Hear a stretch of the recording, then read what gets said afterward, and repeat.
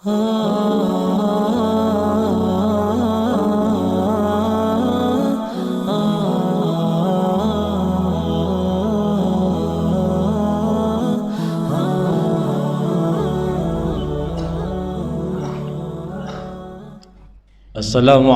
warahmatullahi wabarakatuh.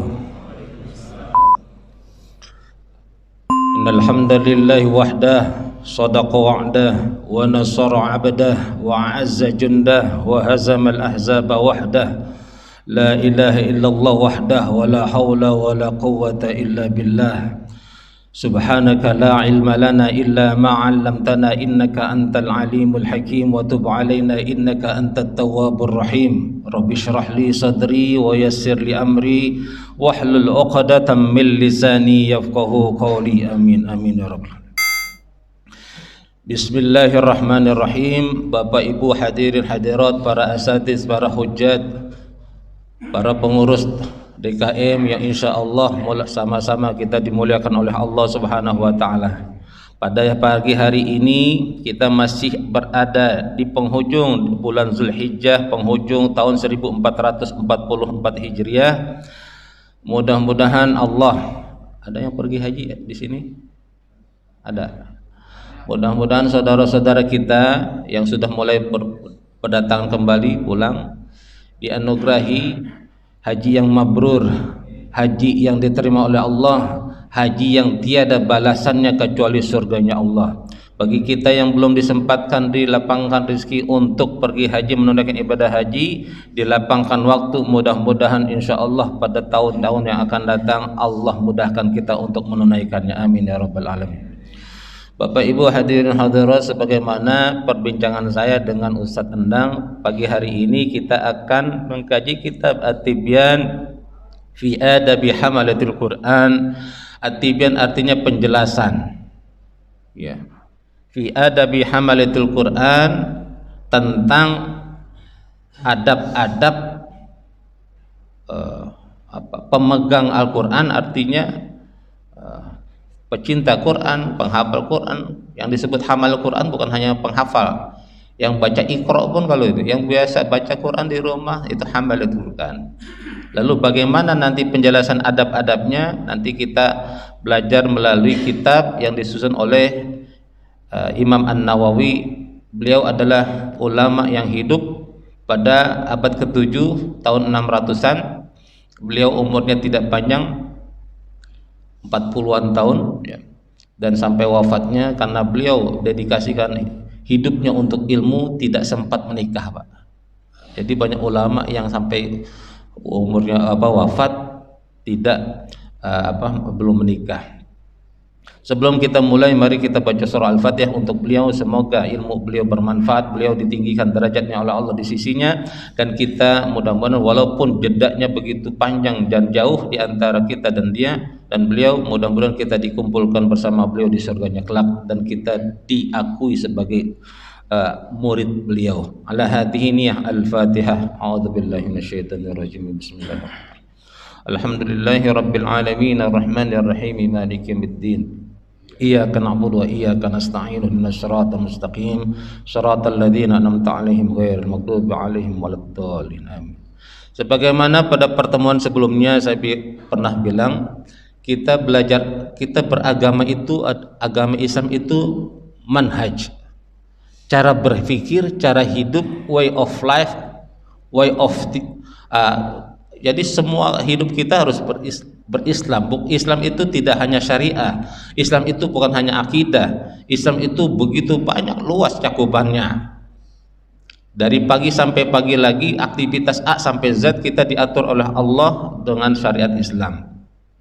Mazhab itu cuma membantu kita untuk memahami agama lebih mudah, tapi faktanya kita justru ribut tentang mazhab. Pada para ulama menyusun itu bagaimana umatnya memahami agama bisa lebih mudah, bukan untuk ribut malah. Oleh karena itu kita belajar harus sistematis. Belajar agama secara tidak sistematis cuma akan mengakibatkan pemikiran kita, pemahaman kita terhadap agama secara acak, tidak utuh, tidak sempurna. sudah tidak utuh, nggak sempurna, kotak-kotak, sepenggal-sepenggal kita ribut. Ini yang banyak terjadi kita. Maka seringkali kalau dalam kitab Ta'lim Al-Muta'alim yang pernah belajar di pesantren dulu, kalau kita mau belajar agama, kita nurut guru apa yang guru mau ajarin. Kalau di pesantren kok sudah dipaket, di kampus juga dipaket kitabnya apa. Tapi yang kebanyakan ke pengajian-pengajian, kebanyakan pengurusnya yang minta ke guru. Mau belajar ini, belum apa-apa mintanya Ihya Ulumuddin, belum apa-apa belajarnya Al-Hikam. Padahal belajar sholat 5 waktu ini masih belajar. Kan banyak yang udah 40 tahun umat jadi Islam tapi sholat 5 waktunya masih belajar. Tapi begitu ngaji pengennya Ustaz kayak di masjid sana tuh ngajinya Al-Hikam. Nanti dulu Pak. Belajar itu harus ada sistematis. Yang pernah saya bilang, kita dulu masih kecil, apa kita langsung makan soto? Masih bayi itu disuapin, makan yang lembut-lembut dulu, yang mudah kita kunyah. Begitu juga belajar agama, yang mudah kita pahami dulu, yang kunyah. Makanya di pesantren tuh kitabnya yang awal-awal tuh tipis-tipis dulu. Akidahnya matannya Aqidatul Awam. Nanti ada yang ini Jurmiyah, yang tipis-tipis dulu. Mau langsung yang tebel aja mau kemana buru-buru. Udah gitu ngaji sebulan sekali, kan di pengajian di masjid kan sebulan sekali, ya kan? Ketemunya nanti bulan depan lagi. Nah kalau ngaji kitab memang kalau saya diajarkan emang harus punya kitab. Kan kita mau ngaji kitab, gimana ceritanya nggak punya kitab, nggak megang kitab. Akhirnya pengajian banyak cuma nguping, itu Pak. Cuma saran aja. Kebetulan saya ini sebenarnya kitab ini saya daurahin. Kalau daurah panitianya bahkan mahal-mahal Pak bikin daurah. Ini kebetulan ada sisa 20 kemarin saya Ustaz Endang bilang. Ini yang saya pilih itu cetakan Darussalam cakep Pak. Kertasnya itu beda banget. Licin. Tapi kalau orang-orang sekarang Ustaz pakai PDF ya silakan. Yang enggak gitu. Karena pengajian-pengajian di masjid itu pengen duduk nerima semuanya, ya tinggal duduk dengerin, slide-nya ditampilin sama Ustaz. Bahkan nitip lagi Ustaz kalau ada yang fotokopiannya jadi di rumah kita baca lagi, semuanya disediain sama Ustaz, ente ngapain, ya kan? Kalau di pesantren santai-santai bawa kitab, bawa pensil, jadi guru ngajar tuh diharokatin artinya gitu. Ini nggak punya kitab, duduk cuma gitu. Nanti di luar begitu di luar ngakunya udah ngaji, udah sok tahu banyak gitu. Nah ini yang fenomena yang kenapa kita sering kadang saya ngaji ngisi kajian juga hadis Riyadhus Shalihin kemarin ada bahas ada satu hadis, banyak orang baru dapat satu hadis lalu dia nyalahin orang yang disampaikan benar. Tapi setiap saat kondisi tertentu Rasulullah juga berbeda perilakunya, ada hadis lain. Jadi orang ini baru dapat satu hadis, baru ketemu dapat satu hadis. Maka kita kalau belajarnya belum tuntas, apalagi nggak sistematis, jangan sok tahu, jangan berani nyalahin orang. Belajar itu kita seperti kita berobat. Pasien apa kata dokter dengerin aja. Ini kita mau belajar tapi pengen ngetes guru, belajar tapi pengen buat ngerendahin orang, tuh dengerin tuh apa juga gue bilang, lu ada. Oleh kata Imam Syafi'i mengatakan innal muallima wat tabiba kilahuma la yansahani idza huma lam yukrama. Sesungguhnya seorang guru itu mirip dengan seorang dokter. Keduanya baik seorang guru maupun dokter tidak akan memberikan kalian nasihat, wejangan manakala dia tidak dihormati.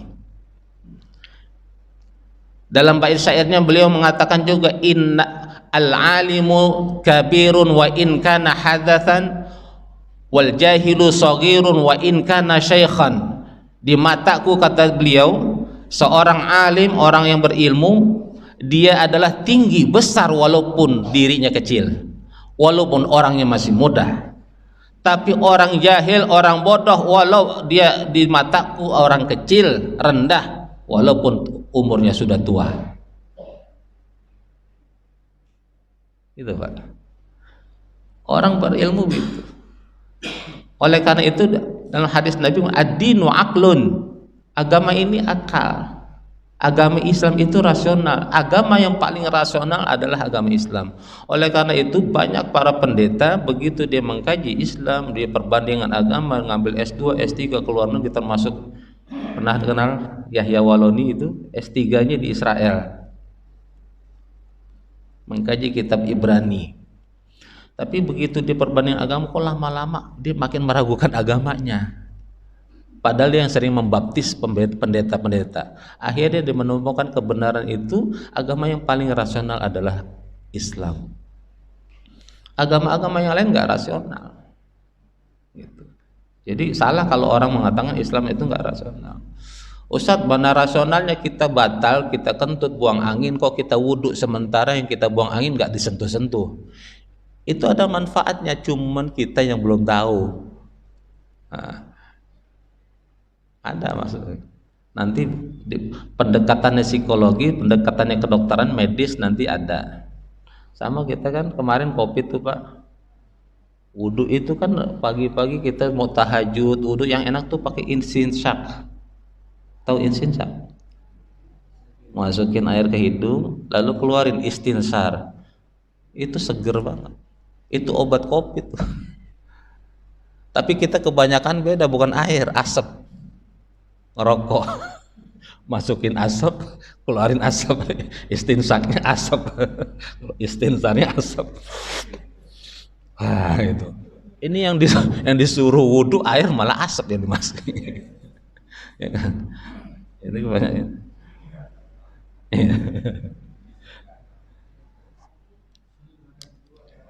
Ya, kita mengenal sekilas dulu Imam An-Nawawi. Beliau namanya Yahya bin Syaraf bin Muri bin Hasan bin Husain bin Muhammad bin Jum'ah bin Hizam ad-Dimashqi An-Nawawi. Nawa itu diambil dari kata desa tempat beliau lahir, maka beliau disebut Nawawi. Ya. Orang yang lahir di Pamulang Al-Pamulangi, ya. Atau pakai nama provinsi Al-Bantani. Beliau lahir Muharram tahun 631, sekitar tahun 1233 Masehi, abad 12 Masehi awal di desa Nawa, Syria, sekarang Suriah. Wafat 24 Rajab 676 Hijriah 1277 pada usia 45 tahun. Masih muda, beliau sudah dipanggil imam. Beliau imam dalam mazhab Syafi'i. Di mazhab Syafi'i itu imam Syafi'i itu imam mujtahid.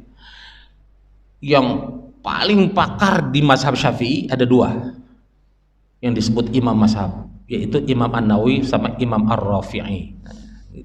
Ada dua. Beliau keilmuannya begitu beragam, dari hadis, usul fiqh, kitab-kitab hadisnya kita banyak tuh, Arba'in Nawawi, Riyadhus Shalihin, ada Al-Azkar, macam-macam. Nanti kita fikih yang tebal itu ada lagi Syarah Muhadzab ya, tebal itu hadisnya, yang syarah Muslimnya yang tebal. Ini sebenarnya banyak, cuman takutnya habis. Beliau digelari banyak muridnya, orang-orang mengagumi dengan kata Muhyiddin, orang yang menghidupkan agama. Tapi dia pernah mengatakan saking tawadunya, aku benci terhadap gelar tersebut, maka aku tidak akan memaafkan orang yang pertama kali memberikan gelar itu. Saking tawadunya. Maka ulama-ulama sufi, ulama tasawuf tidak senang karena pujian justru lebih menusuk dibandingkan cacian. Banyak orang terjerumus pada kemaksiatan, terjerumus pada dosa-dosa, terjerumus pada kealpaan justru dengan pujian. Banyak orang lulus diuji dengan cacian, dia sabar tapi banyak orang tidak lulus diuji dengan pujian. Dipuji orang langsung bangga, narsis, langsung bolak-balik. Begitu pulang rumah ngaca terus. Ya. Maka Sebenarnya pujian sama dengan juga mirip dengan cacian, bisa menjerumuskan kita. Saking banyaknya kita dipuji, akhirnya kita takabur. Karena kita tahu takabur, kita merendahkan orang banyak. Kita mulai, Pak. Bismillahirrahmanirrahim. Ini sebenarnya ada penjelasan dari beliau mengapa beliau menulis ini, kitab ini.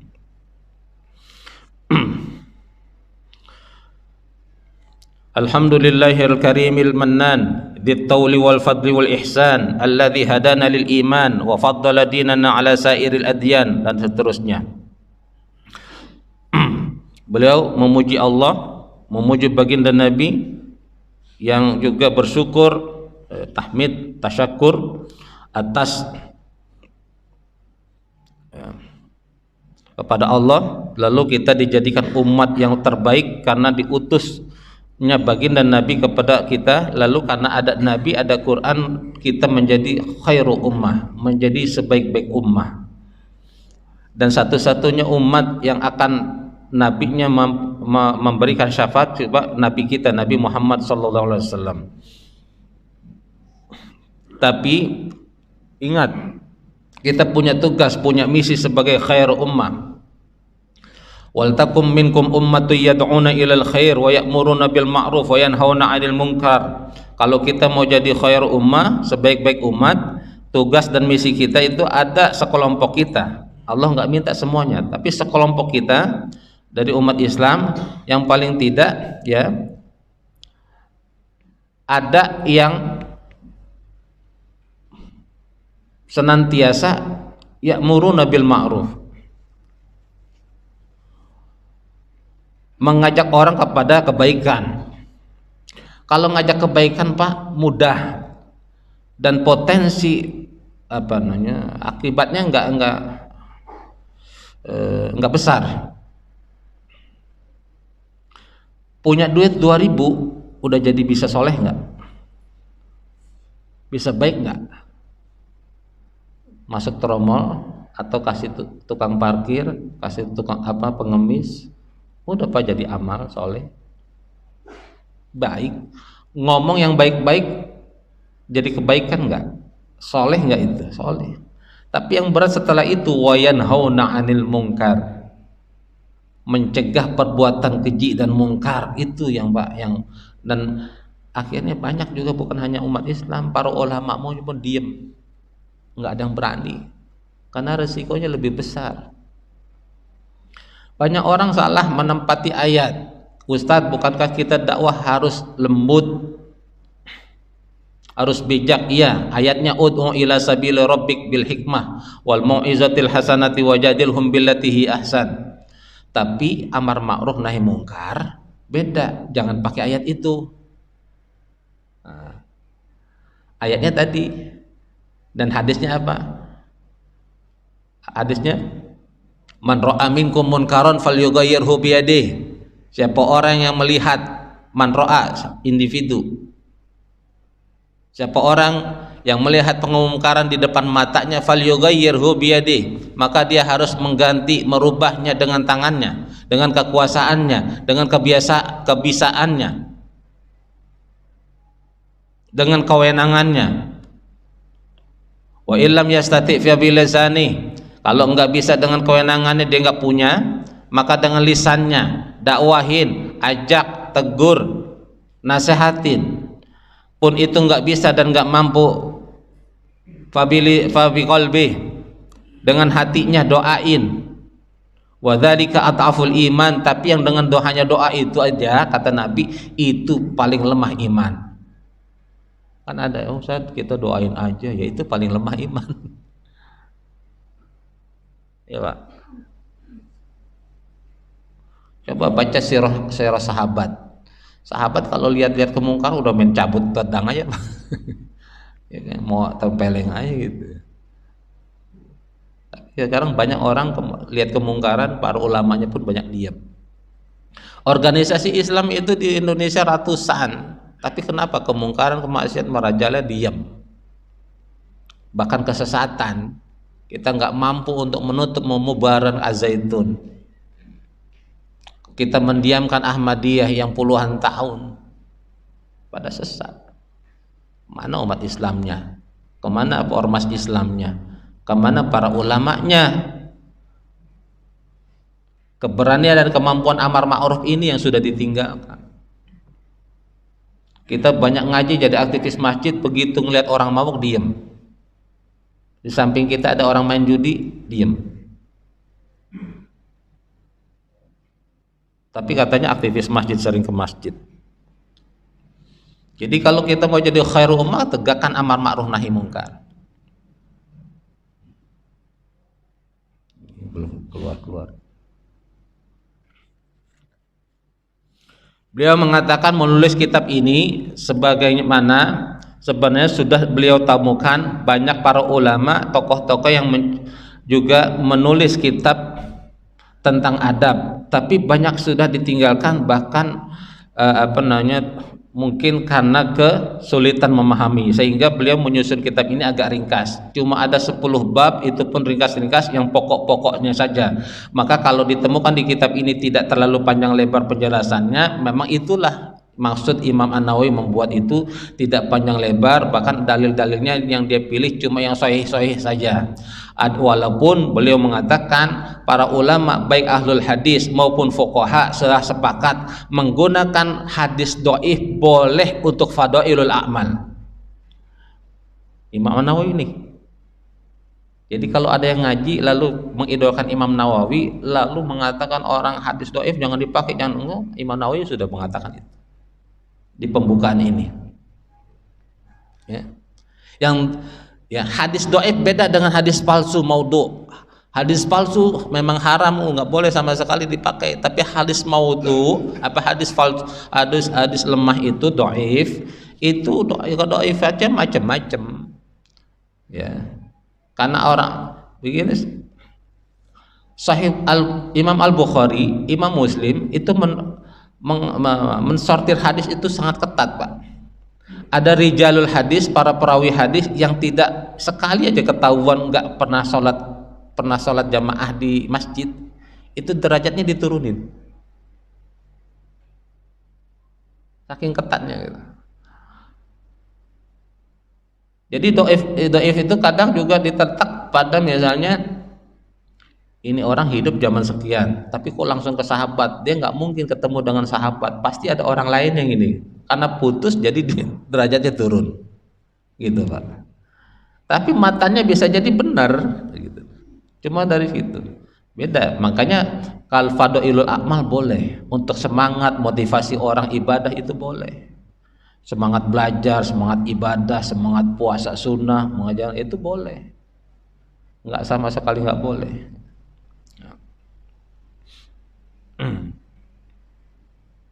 Maka belum lagi nanti ada perbedaan para ulama memandang, yang satu mengatakan ini hadis dhaif, tapi yang satu mengatakan ini hadis hasan sahih, boleh dipakai.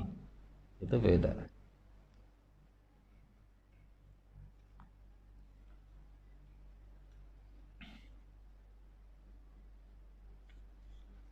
Kita masuk bab 1 karena sudah mau jam 6. Cepat banget ya waktunya. Udah mau jam 6 kurang seperempat. Al-babul awal fi atrafi min fadilati tilawatil Quran wa hamlatihi.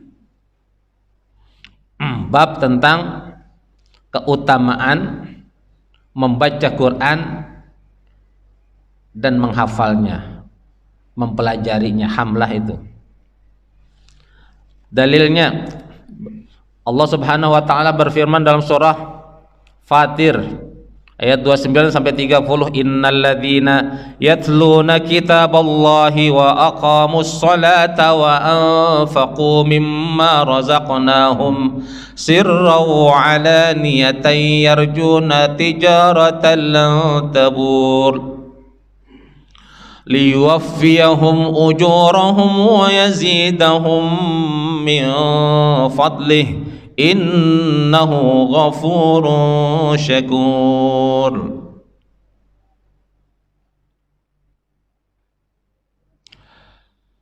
Allah berfirman, Sesungguhnya orang-orang yatluna itu yang membaca.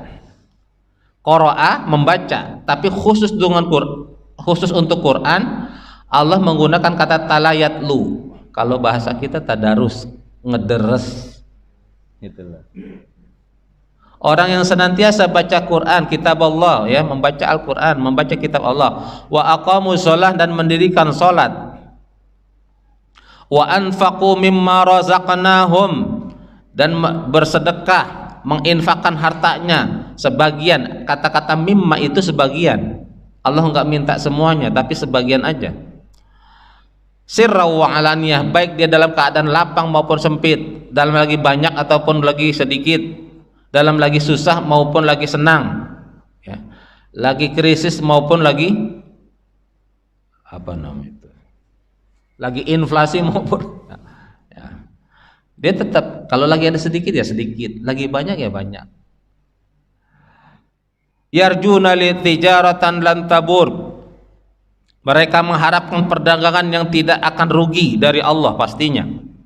Liyuwafiyahum ujurahum wa yazidahum min fadlih, agar Allah menyempurnakan pahalanya dan menambah karunia-Nya kepada mereka. Innahu ghafurun syakur, sungguh Allah Maha Pengampun, Maha mensyukuri.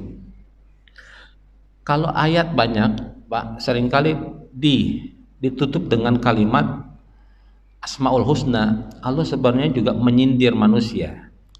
Ketika Allah menutup ayat ini, innahu ghafurun syakur. Kenapa ghafur dan syakur yang dipakai?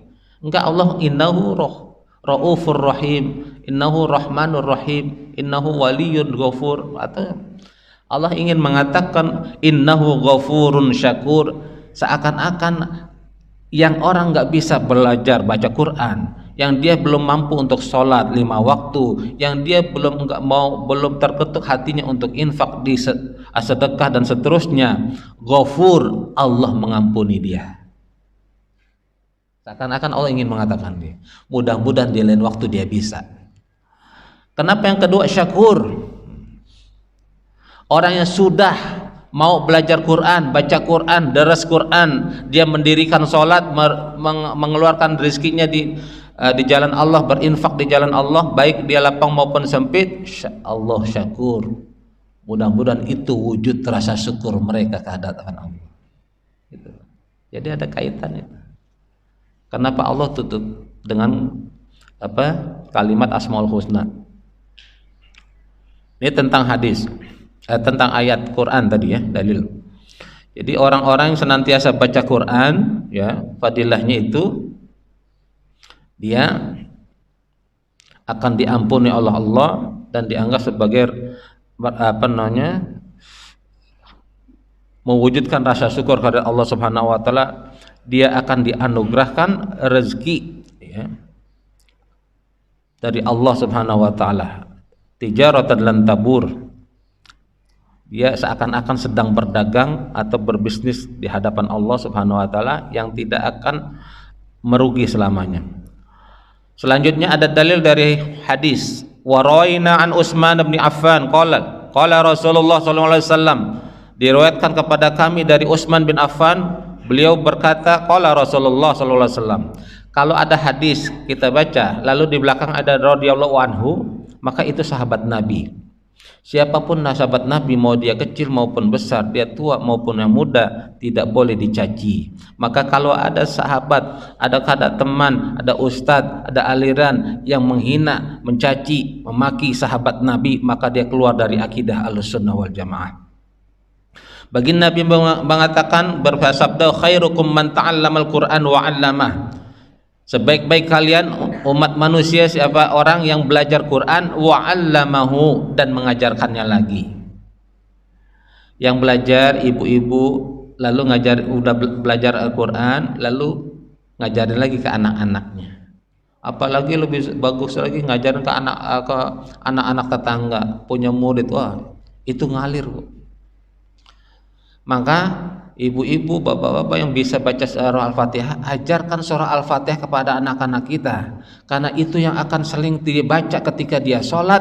Al-Fatihah dia bisa baca makhrajul cakep, lalu dia bisa hafal surah Al-Fatihah sepanjang hayatnya dia baca, itu mengalir terus pahalanya buat kita, dari per ayat, dari per huruf.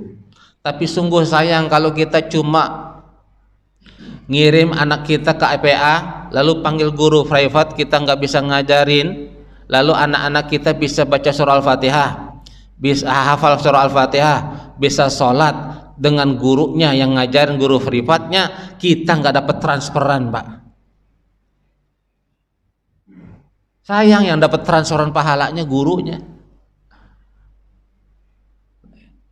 Nah, karena Ustadz emang kayak nggak bisa, saya dari segi waktu ilmu nggak bisa, mau saya panggil guru, ya boleh, maka muliakanlah gurunya. Ini udah guru ngajarin tuh kan Pak, per huruf Pak, itu lebih berkah. Kalau ngomong begini, kita ngomong begini kadang dibuktikan susah, tapi nanti ketika kita udah wafat di akhirat itu akan terlihat. Kita akan merasa berterima kasih kepada guru-guru kita, guru-guru anak-anak kita yang telah mengajarkan agama, bisa sholat, ya. Anak-anak kita bisa doa Rabbighfirli wali walidayya, dari siapa? Dari gurunya. Anak kita bisa hafal baca Rabbana atina fid dunya, dari siapa? Dari gurunya. Anak kita mau makan baca Allahumma barik lana, dari siapa? Dari gurunya. Tapi seringkali kita meremehkan guru-guru agama. Seringkali kita merendahkan posisi guru-guru ngaji. Ini guru-guru banyak sertifikasi, sekolah-sekolah punya bos, tapi banyak guru-guru ngaji belum diperhatikan sampai sekarang, ya. Bayarannya cuma 50.000, ya. Apa? Saya kadang, silakan mau dibilang mau nyindir apa, tapi saya sering apa sih namanya itu, ngisi daurah buat, termasuk buat guru-guru TPA, guru tahfiz. Kadang makanannya lontong, bakwan yang kayak udah kelamaan, ya kepek-kepek basah gitu, dikasih buat guru-guru ngaji gitu, sama aqua gelas udah.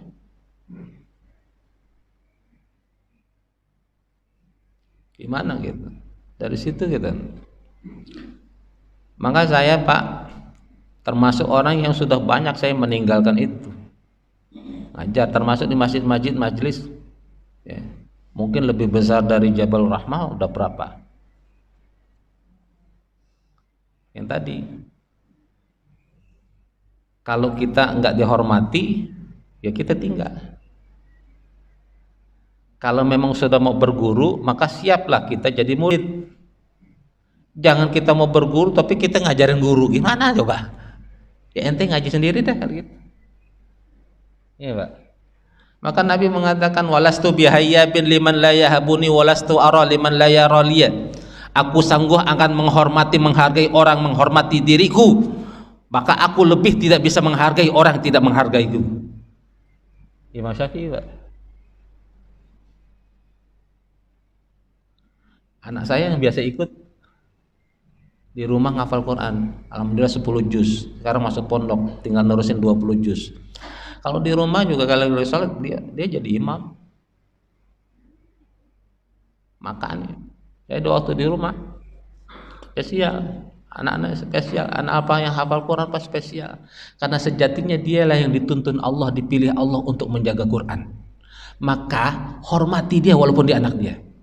Anak saya walaupun itu saya sering cium tangan dia Pak, walaupun dia nggak mau Pak. Dia cium anak saya, tangan saya cium. Karena nggak semua orang dipilih Allah untuk menjaga Quran. Inna nahnu nazzalna dzikra wa inna lahu lahafizun. Kalau ada anak-anak kita, cucu-cucu kita yang dimampukan oleh Allah, disenangin oleh Allah untuk mencintai Quran, baca Quran, belajar Quran, hafal Quran, hormati dia. Berarti dia hamba Allah yang dipilih Allah untuk menjaga Quran. Dari makanannya, dari pakaiannya Pak.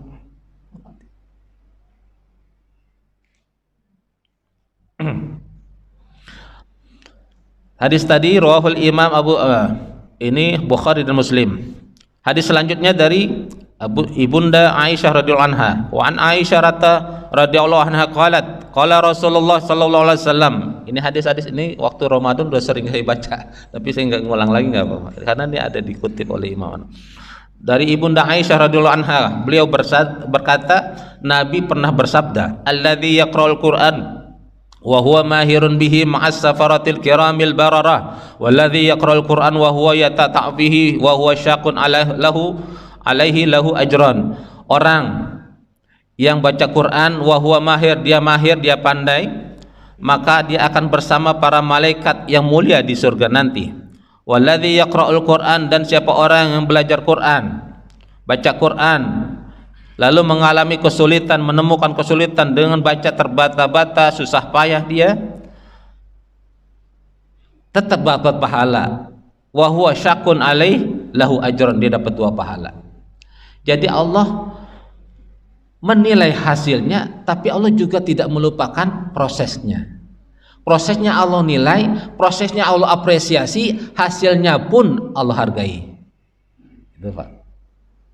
Jadi jangan Ustaz saya udah ngaji tahun masih gini aja, ya prosesnya tetap dihitung sama Allah.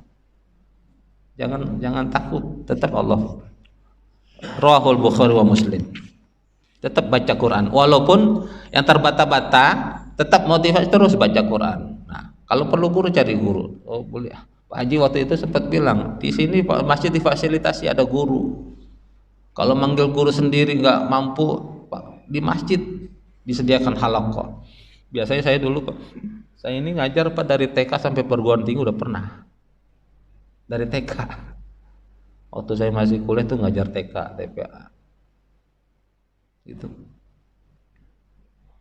Jadi dulu kalau TK tuh biasanya kita bikin halakoh sesuai dengan kemampuannya. Yang sini Iqra 1 2 atau Iqra 3 4. Sebelah sana 5 6. Yang sini udah Al-Qur'an itu halakoh.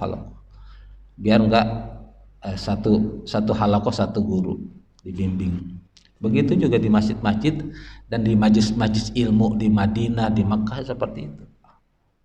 Karena majlis-majlis ilmu awalnya dari masjid. Al-Azhar juga begitu. Maka jangan punya masjid udah besar, udah cakep, udah ber-AC, jangan sepi. Ada pengajian ya, udah diumumin, udah diiklanin ya, nggak mau datang. Padahal tinggal ibaratnya kalau kita batuk aja nyampe di masjid. Ini kan masjid deket banget Pak. Ibaratnya kita batuk aja nyampe gitu. Ini masjid kan nunggu komat baru datang. Azan, padahal kan kita itikaf di masjid pahala Pak ya, daripada di rumah. Selanjutnya hadis dari Abu Musa al-Asy'ari, wa an Abi Musa al-Asy'ari qala Rasulullah sallallahu alaihi wasallam. Ini juga pernah saya sudah sampaikan. Masalul mu'min alladzi yaqra'ul Qur'an masalul utrujjah. Orang mukmin yang baca Quran, yang senantiasa baca Quran, perumpamaan seperti buah utrujjah. Ya. Aromanya apa tuh utrujah? Rihuha thayyib wa ta'muha thayyib. Baunya enak, rasanya juga enak. Wa wasalul mu'min alladzi yaqra'ul Qur'an wa masalut tamrah. Nah, ini saya enggak baca air lagi ya, karena waktunya ini, karena udah pernah saya baca. Hadis selanjutnya dari Umar bin Khattab, "Innallaha ta'ala yarfa'u bihadzal kitab aqwaman wa yad'u bihi akharin." Hadis Nabi, sesungguhnya Allah Ta'ala mengangkat, meninggikan derajat sebagian kaum dengan Quran dan merendahkan kaum yang lain. Orang yang hafal Quran, yang senantiasa jadi sahabat Quran, Al-Quran akan jadi sahabat dia ketika dia wafat, sahabat dia ketika dia di alam kubur. Ketika kita melek, kita terang, kita jadi sahabat Quran, maka Quran akan jadi sahabat kita manakala kita berbaring di alam kubur yang gelap dan sepi. Bahkan dia akan memberikan syafaat pertolongan kita di yaumil akhir. Selanjutnya dari Umamah, ini juga sudah saya sampaikan, Iqra'ul Quran fa innahu ya'ti yaumil qiyamah syafi'an li ashabi. Dari Ibnu Umar, baginda Nabi bersabda, la hasada illa fisnadain. Tidak boleh dengki, hasad kecuali dalam 2 perkara. Ya. Rajulin atahullah Al-Quran fahuwa yaqumu bihi ana al-lail wa ana an-nar. Kepada seorang yang Allah datangkan dia Quran, Allah ajarkan dia Quran, Allah mudahkan dia jadi mahir Quran, dan dia mendawamkan itu pagi dan siang, boleh tuh kita hasad, enak ya dia ya bisa baca Quran, itu boleh Pak. Dan gimana caranya ya, itu boleh hasad terhadap orang yang ahli Quran. Yang kedua yang boleh kita hasad dan dengki yang kedua adalah warajulin atahullahu malan fahuwa yunfiquhu ana al-lail wa ana an-nar. Kita boleh dengki, hasad kepada orang yang dianugerahkan kekayaan, rezeki kok gampang, dan dia berinfak terus pagi dan siang dengan itu. Wah, enak banget ya, pahalanya banyak tuh Pak Haji itu, duitnya banyak, rezekinya, tapi infak. Ada masjid lagi butuh ini dia bang, ada anak yatim minta maulid dia nyumbang, pahalanya banyak. Zaman Nabi begitu Pak. Ada sahabat Nabi datang, ya Rasulullah, kalau kami sholat, orang kaya sholat, kami puasa, orang kaya puasa, kami jihad, orang kaya jihad, tapi kami nggak bisa nandingi orang kaya kalau dia bisa zakat, dia bayar ini, gimana ya Allah? Apa kata Nabi? Mau aku tunjukkan untuk menyaingi mereka? Sering-sering baca subhanallah walhamdulillah wala ilaha illallah wallahu akbar. Oh girang tuh, oh zikir terus. Besok balik lagi, ya Rasulullah, orang kaya tahu juga nih zikir, gimana ya Roh? Ya itulah lebihnya orang kaya di antara kalian gitu, kelebihan orang kaya kan gitu ya. Semangat berlomba-lomba dalam kebaikan sih. Kalau kita malah yang nyari yang dikit, punya duit ratusan ribu, mana yang 2.000 ya.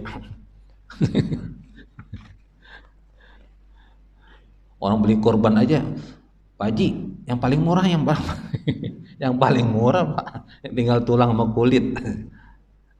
Umurnya mah cukup, tapi tulang sama kulit gitu kan. Waraina aidan min riwayati Abdullah bin Mas'ud bilafzin la hasada illa. Di hadis lain ada tapi matannya beda. Karena sudah jam 6, kita lanjutkan nanti insyaallah pada pertemuan berikutnya, karena masih ada 2 halaman lagi. Saya silakan dulu kalau ada yang mau bertanya. Silakan Bapak Ibu. Kayaknya ibu-ibu belum pernah.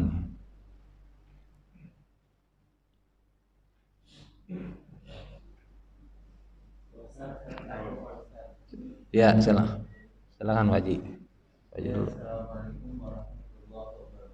Waalaikumsalam warahmatullahi wabarakatuh. Ini mensikapi umat Islam di dalam kompleks itu kan kecenderungan terjadi konflik dalam arti pemahaman yang tidak global, dalam arti bahwa ilmunya tuh seperti yang Ustaz tadi singgung, nggak seberapa, tapi merupakan komunitas yang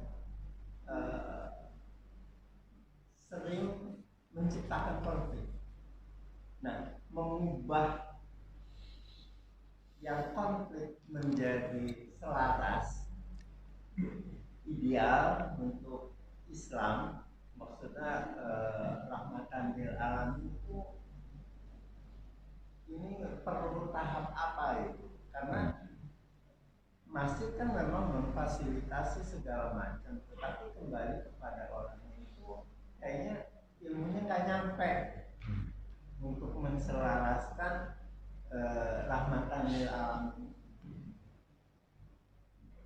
Udah Pak Haji? Ya. Satu lagi tadi? Ya, silakan Pak.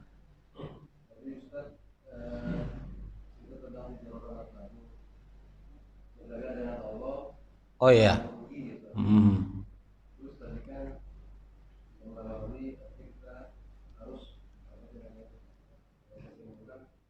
ramal yang dulu, ramal yang tadi juga kita tentang pada amal. Jadi ada pemahaman dalam beribadah, itu kalau ada yang Allah berikan seperti itu. Alasannya kita ada jalan minta balasnya, makanya saya bingung. Pertanyaan saya, boleh tidak Ustaz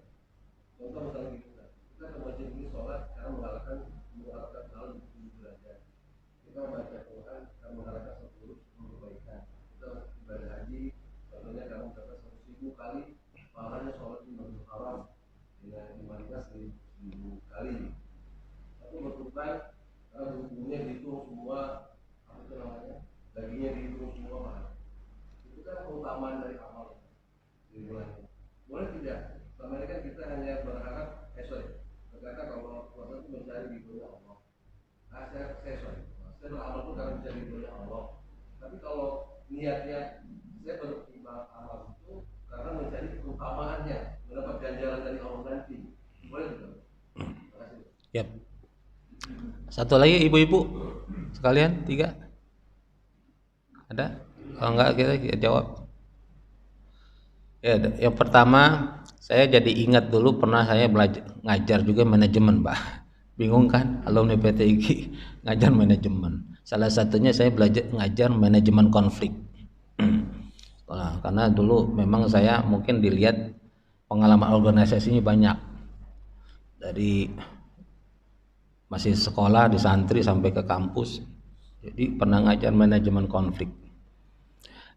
Kalau masalah ini diantaranya begini, saya jadi ngajar di masjid sama di kampus memang beda. Caranya, metodologinya, bahkan kata-kata susunan kalimatnya kita harus bedakan. Kalau di kampus, apalagi yang pasca, saya bisa modelnya debat. Modelnya jadal, karena memang itu yang dilatih ketika seorang apalagi sudah S3 itu kan menyiapkan orang jadi pakar, doktor. Kalau dia tidak bisa menjawab soal-soal pertanyaan-pertanyaan bahkan yang seradikal mungkin pun, bagaimana nanti dia akan menjawab atau memberikan solusi-solusi di tengah-tengah masyarakat. Makanya beda. Dan pengajiannya beda. Maka banyak juga orang yang ngajar di masjid disamain dengan di kampus. Ini yang salah. Kita ngajar, menyediakan, nuntun umat beda dengan di kampus yang memang orang cendekiawan, orang ilmuwan, ya. Maka kita ngajar itu biqadri uqulihim. Kata-katanya ilmu kita sesuai dengan masyarakat yang kita atau audiens yang kita hadapi gitu. Pertama. Maka biasanya kalau di umat itu disaring. Disaring itu maunya jamaahnya apa nih? Pengajiannya begini Pak Haji, begini gitu. Oh ya, silakan. Tapi kalau juga kita pengertinya, tapi nanti metode begitu kita pulangkan ke ustadznya aja. Nanti bagaimana caranya?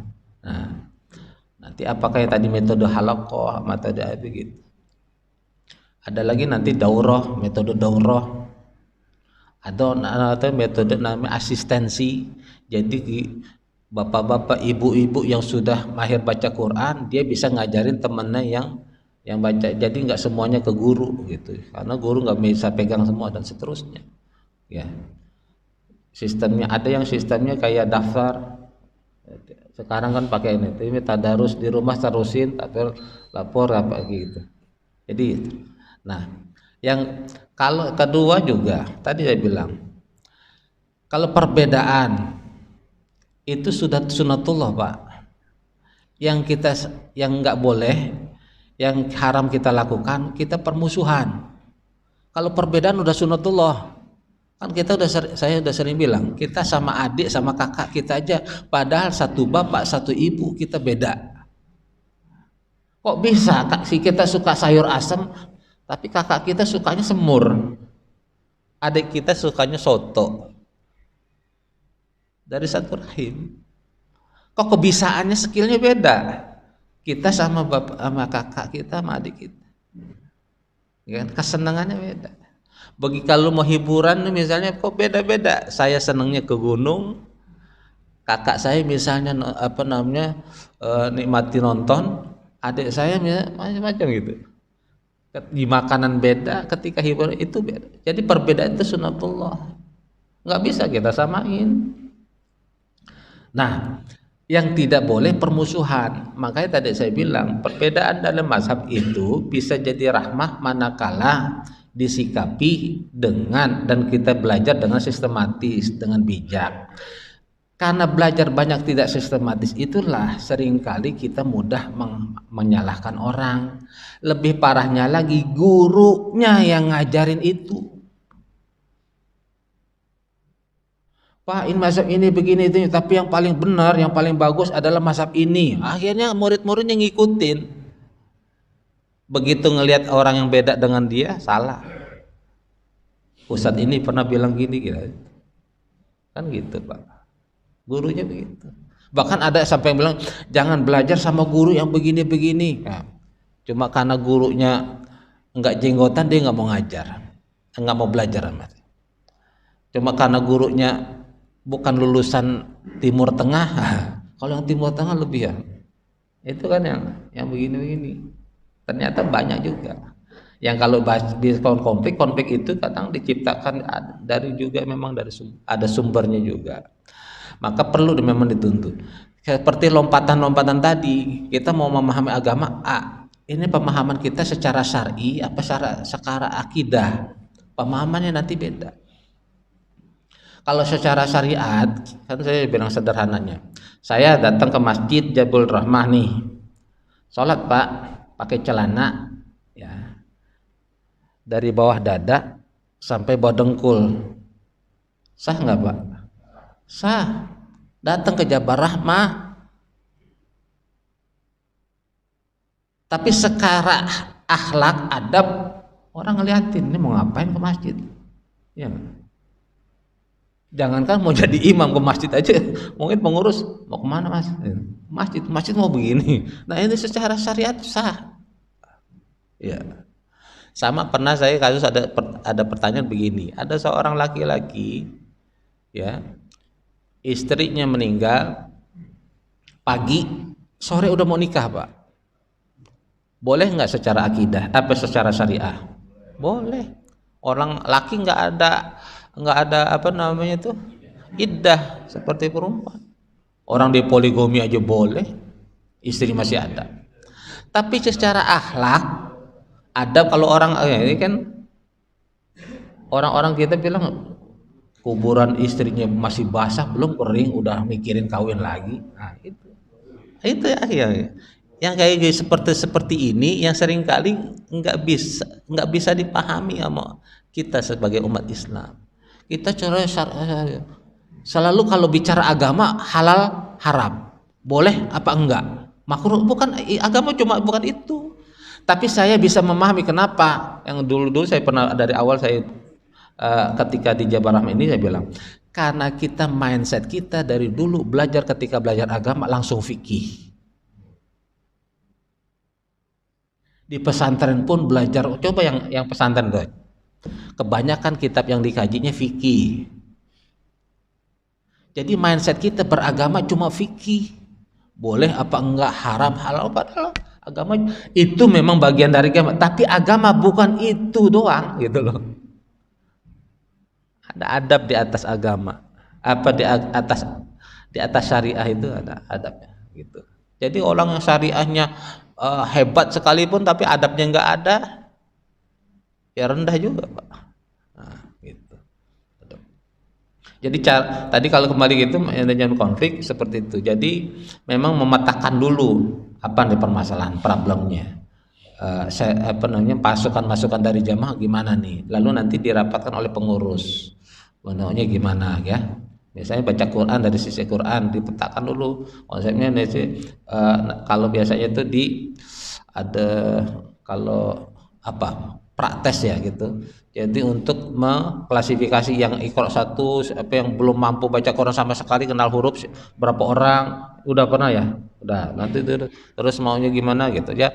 Ya tapi kalau sudah semua di jalan Pak Haji, intinya gitu, itulah dakwah. Itu udah perjuangan dakwah. Nabi itu ya sampai sama Binuh itu ngeluh curhat sama Allah, udah lama umurnya udah berapa tapi pengikutnya cuma belasan orang, ya Allah gimana ya Allah. Itu dakwah Pak. Karena dakwah itu berat, maka banyak orang yang nggak mau didakwah. Apalagi kalau dakwah ini mudah, lalu nanti bisnisnya menggiurkan, dakwah itu orang banyak yang berat. Ya, berjuang di dalam dakwah itu memang berat. Itulah. Tapi ini masih mending ya, ngajak orang subuh-subuh ke masjid, ngajak orang ngaji, udah mau datang. Yang kedua, kalau kita mau ibadah, lalu kita mengharap pahala, mengharap ada fadilahnya. Padahal orang juga mengatakan kita kan nggak mengharap ridho Allah. Sekarang saya bilang, saya tanya, fadilah-fadilah yang tadi disebutkan itu dari siapa? Kita taunya. Bukankah itu juga dari Allah? Bukankah itu juga dari utusan Allah?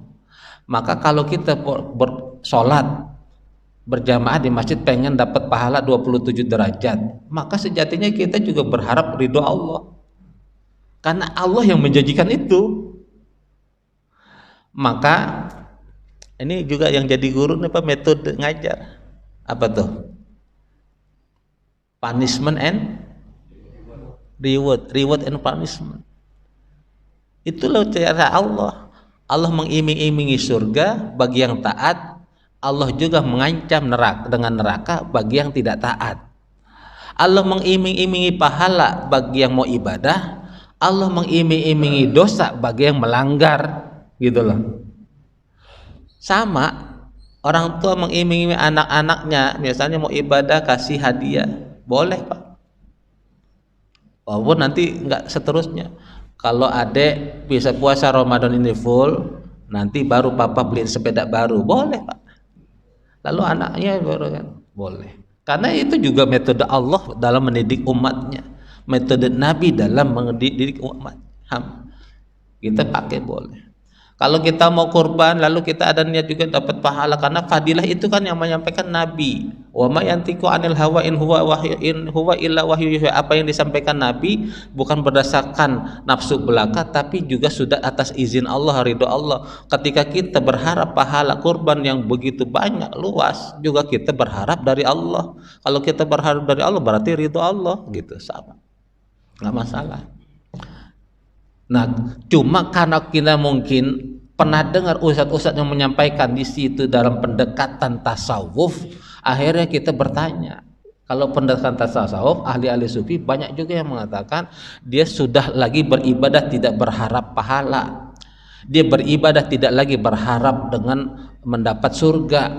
Dia tidak lagi ibadah cuma karena takut masuk neraka. Tapi ada juga para ulama-ulama sufi yang ibadah taat sama Allah karena cintanya sama Allah. Masalah nanti Allah masukin dia di surga apa neraka itu urusan Allah nanti, gitu. Yang penting Allah mencintai dia. Ada juga nanti ridho Allah yang dicari. Masalah Allah nanti ngasih dia apa, itu urusan Allah. Nah, itu pendekatannya tasawuf. Ada ridho, ada khauf, ya, ada dzauq, syauq, ada rindu gitu. Orang yang cinta sama Allah, bukti cintanya selalu kangen sama Allah. Jadi hidupnya selalu nunggu azan, Pak. Karena azan wasilah dia bertemu dengan Allah. Bahkan bukan hanya azan, waktu sholat, kematian dia tunggu. Karena dengan kematian itu wasilah dia bertemu dengan Allah. Maka orang-orang yang sudah cinta dengan Allah, rindu dengan Allah, pengen dekat dengan Allah, justru kematian itu ditunggu. Tapi orang yang jauh dengan Allah, cintanya sama dunia bukan sama Allah, cintanya palsu kepada Allah, dia takut justru mati. Itu. Orang yang sudah cinta kan pasti kangen kan? Pernah cinta kan? Karena kita cinta, ada timbul kangen. Begitu juga orang-orang yang sudah cinta sama Allah, selalu kangen sama Allah, pengen ketemu. Maka Imam Ghazali bukan hanya sholat 5 waktu, satu malam dia kesiangan nggak sholat tahajud, nangis Pak sampai siang. Jadi saat-saat dia berkontemplasi dengan Allah itu kok kelupaan kesiangan, gitu. Lupa dia kesiangan, itu Pak. Nah kita sholat subuh kesiangan hampir tiap hari biasa-biasa aja, karena belum ada cinta, belum ada cinta berarti belum ada cinta. Kita sholat, kita puasa, kita ibadah yang lain masih menggugurkan kewajiban, bukan karena kita belum pada tahap kita berharap cinta sama Allah Subhanahu Wa Taala. Demikian Pak. Ada lagi satu lagi kalau enggak? Cukup? Ya, mudah-mudahan bermanfaat dan kita bisa, ya inilah kita ngajinya kalau nggak bisa lama.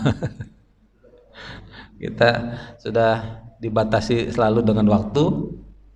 Sekali lagi mudah-mudahan bermanfaat dan memberikan motivasi bagi yang belum bisa baca Quran. Jangan malu, jangan pernah putus asa. Tidak ada kata terlambat. Yuk belajar Quran. Ya, terbata-bata kata kitab suci Al-Quran bukan buat pajangan tapi buat dibaca. Dia bacaan. Maka ada orang orientalis Pak mengatakan dari kesimpulan hasil penelitian dia, Quran ini katanya tidak asli. Quran itu buatan Nabi Muhammad. Quran itu buktinya di mana katanya? Karena memang tidak ada bahasanya itu dulu berbeda-beda ya tulisannya. Saya pernah dalam diskusi itu saya mengatakan memang itu saya yang salah kaprah, termasuk umat Islam juga. Quran itu sejatinya bacaan bukan tulisan. Oleh karena itu Quran begitu turun bukan ditulis. Para sahabat mendapatkan Quran dari Nabi tidak dengan tulisan tapi bacaan, halakoh di drill, baca Iqra bismi rabbikal ladzi khalaq begitu. Nanti dulu saya ngajar tahfiz juga gitu di sekolah. Bismillahirrahmanirrahim. Muridnya tabarakalladzi biyadihil mulku, ya itu kan di drill. Nanti kalau setiap hari baca lama-lama hafal, anak-anak baca. Nanti kalau 1 sampai 5 baca sama-sama, itu drill. Jadi belum tulisan itu baru setelah Nabi wafat dikumpulkan para sahabat untuk ditulis. Jadi kalau dibilang bukti bahwa Al-Quran bukan asli karena banyak tulisannya bermacam-macam, ada tulisan dengan gaya kufi, dari sulusi, dari rik'ah, dari nasi, itu memang tidak, dia nggak paham bahwa Quran memang awalnya bukan tulisan tapi bacaan. Nah, demikian, oleh karena itu Quran jangan cuma kita punya di rumah lalu kita lihat cuma terjemahnya, tapi belajar dia baca. Mudah-mudahan Allah mudahkan kita dalam belajar Quran, memahami Quran dan mengamalkan isi Al-Quran. Pun begitu buat saya yang berbicara di depan, karena yang berbicara juga masih belajar dalam iman dan takwa. Tidaklah lebih baik daripada yang mendengarkan dan duduk. Demikian, mudah-mudahan Allah senantiasa menaungi kita dalam ridhonya. Amin. Kita baca kafaratul majlis. Subhanakallahumma wa bihamdika asyhadu an la ilaha illa anta astaghfiruka wa atubu ilaik. Lebih kurangnya mohon maaf. Wal afu minkum. Wassalamualaikum warahmatullahi wabarakatuh.